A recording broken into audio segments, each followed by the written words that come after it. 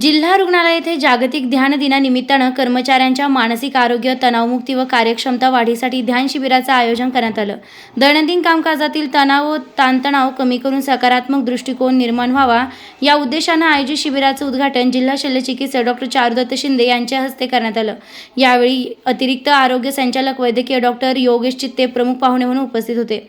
तर ध्यानविषयक प्रात्यक्षिकांनी मार्गदर्शन करण्यासाठी pyramid spiritual society movement Nashik संस्थेच्या ॲडव्होकेट अवनीराव आणि श्री गौतम पाटील उपस्थित होते। या ध्यान शिबिरामध्ये निवासी वैद्यकीय अधिकारी बाह्य संपर्क डॉ. बाळू पाटील यांनी ध्यानाचं महत्त्व आणि त्याचे शारीरिक व मानसिक फायदे तसेच दैनंदिन जीवनात ध्यानाचे शास्त्रीय महत्त्व नमूद केलंय।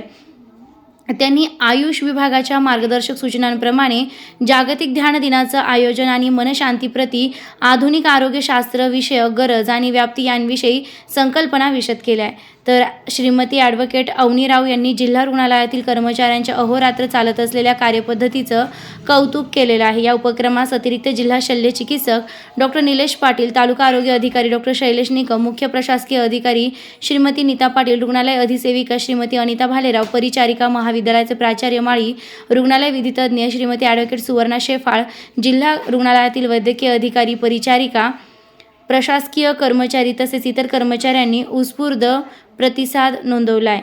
कार्यक्रमाचं सूत्रसंचालन डॉ. धनश्री पाटील आणि आभार श्री सागर अस्मार यांनी व्यक्त केलं आहे।